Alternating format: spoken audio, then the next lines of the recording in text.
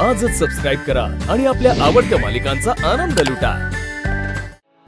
अहो सीताई मी आणलं असतं ना असं त्याला काय होतंय घे ठीक आहे थँक्यू। आई तू पण बस ये काका आई तुला चहा माझं झालंय ओके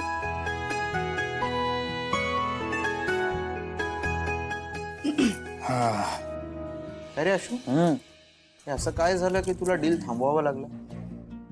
सुहासचा चेहरा केवढा पडला होता, केवढा उदास झाला होता तो। मला माहितीये काका पण त्या डील मागची खरी गोष्ट मी जर तुला सांगितली तर तूही शॉक होशील। बापरे, एवढं काहीतरी घडलेलं आहे? बोल ना, झालं समाधान? नाही झालंच असेल, अजूनही पहिल्यासारखंच वागायचंय का तुला? नाही राग गेला नव्हता तर सांगायचं ना, नाटक कशाला करतोयस? आणि तुला काय वाटलं मला कळणार नाही? एक मिनिट कीर्ती, काय झालंय? एवढा टाहो कशाला फोडतेस? मला का विचारतेस? तुझ्या लाडक्या लेकाला विचार, त्याने केलेत पराक्रम। आशू काय झालंय? आई ते नाही थांब ना, मीच सांगते।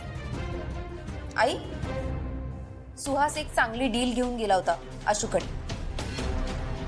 आशूने आधी होकार दिला आणि जेव्हा पेपर्सवर साईन करायचे होते तेव्हा नकार दिला त्याने। विचार का? सांग ना। आई, सुहास इतका खुश होता, मी त्याला किती दिवसांनी एवढा आनंदात बघत होते, पण आशूला बघवलं नाही ते। पण आशूला त्याला कमीपणा दाखवायचा होता, डिसअपॉइंट करायचं होतं ना। मुद्दाम केलंस ना सगळं? ए ताई बास, मगाचपासून बडबड ऐकतोय मी तुझी। मला एक्सप्लेन तर करू दे, काय झालंय? काय एवढी ओव्हर रिएक्ट होतीस तू? आणि जीजू, तू डायरेक्ट माझ्याकडे आला असतास, माझ्याशी बोलला असतास तर हे सगळं हे अवॉइड करता आलं असतं ना। मी तुला आधीच कारण सांगितलंय की हे डील का नाही करत आहे आपण। अच्छा, अजूनही कारण आहेतच तुझ्याकडे? अशो किती स्वार्थी आहेस रे। नाही, आणि हीच डील जर तू घेऊन आला असतास ना सगळ्यांकडे, सगळ्यांनी डोक्यावर घेतलं असतं, तुला कौतुक केलं असतं तुझं। पण नाही, सुहास कोण आहे तुमच्यासाठी? कोणी नाही, शुल्लक आहे तो, तुमच्यासाठी महत्वाचाच नाहीये ना तो। एक मिनिट जरा शांत होशील? आशू काय झालंय?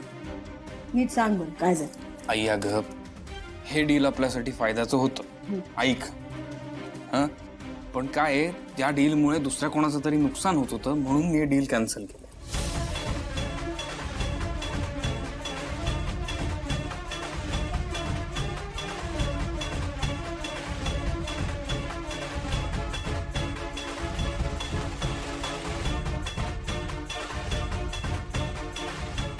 म्हणून मी कॅन्सल केलं। बापरे, सगळं भयानक आहे। हो अशू, बरं केलंस तू ही डील नाही केलीस।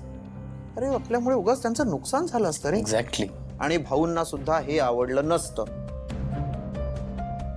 पण काका, आशू, मी आपल्या कंपनीचाच विचार केला, आपला फायदाच होता त्यात, त्यांनाही पैसे मिळणार होते। पण आता काय, ते केस कशी लढणार आहेत? त्यांच्याकडे पैसेही नाही आहेत, जमीन तर त्यांची जातेच आहे। नाही जाणार त्यांच्या हातातून जमीन। एक तर शिवानी प्रॉमिस केलं त्यांच्याबरोबर केस लढायला, so I think they are good. आणि सगळ्यात महत्त्वाची गोष्ट म्हणजे आपण ज्या भावात जमीन विकत घेत होतो त्या भावात ते नाईलाजाने आपल्याला विकत होते। हे बघ जीजू, आपण ना हे असे व्यवहार नाही करत आहे जिथे फक्त आपलाच फायदा आहे।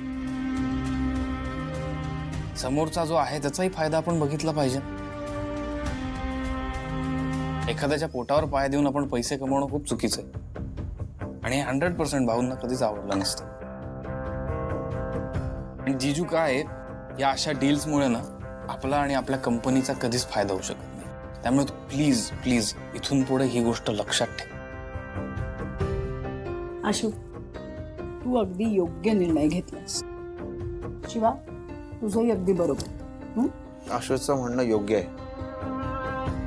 सुहास, यापुढे या सगळ्या गोष्टी नीट लक्षात ठेव। बरं चला, आता जरा शांत व्हा सगळ्यांनी। मुख्य म्हणजे आपल्याकडून कुणाचं नुकसान झालं नाही, हे महत्वाचं। खरंय। झालं समाधान तुझं?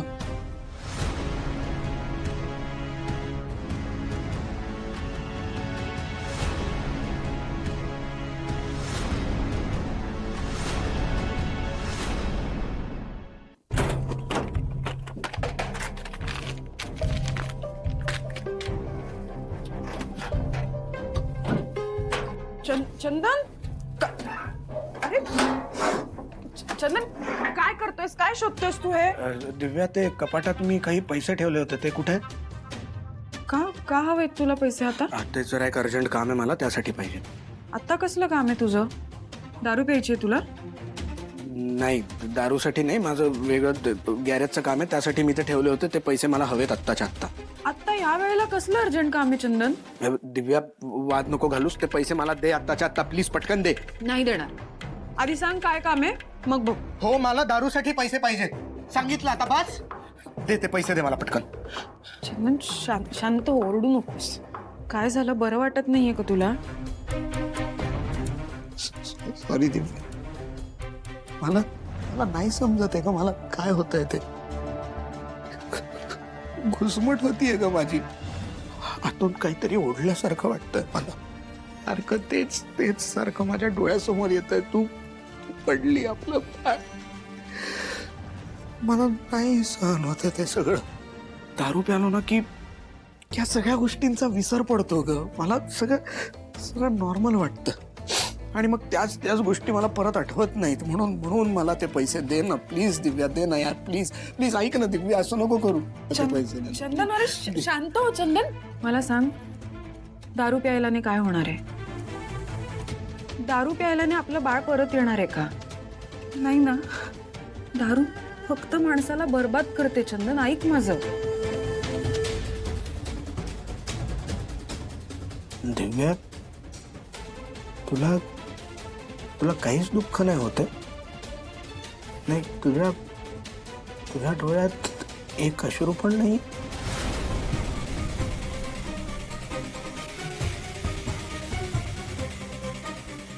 म्हणजे नाही, म्हणजे तू बघतीयस ना माझी अवस्था. म्हणजे मी काय परिस्थितीत आहे सध्या. दारू प्यायला लागलोय. अगं, मी दारूला हातही नाही लावायचो. पण कळत नाहीये काय करू. माझ्या समोर सारखं ते बाळ. तुझ्या डोळ्यात एक थेंब नाही? आपलं बाळ गेल्याचं काहीच दुःख नाहीये दिव्या? नाही, काय झालं सांग ना. चंदन, मला वाटलं नव्हतं की तू माझ्यावर असा संशय घेशील. संशय? आता माझ्या डोळ्यात पाणी नाहीये, कारण माझे डोळे कोरडे पडले तरी. पण म्हणून मला काहीच वाटत नाही असं ठरवू नकोस. मला रडून रडून किती त्रास झालाय हे माझं मला माहितीये. आणि आता तू स्वतःला इतका त्रास करून घेतोयस. मला तुला सांभाळायचंय, आईला सांभाळायचंय, बाई आजी आहे. मग सगळे रडतच बसूयात का? आयुष्यात पुढे जायला नको? नाही, तसं असेल तर चल, मी पण येते तुझ्यासोबत. तू दारू पीत बस, मी रडत बसते, ठीक आहे? सॉरी. तू शांत हो. सॉरी. तू थांब इथे, रिलॅक्स हो, मी जेवायला घेऊन येते.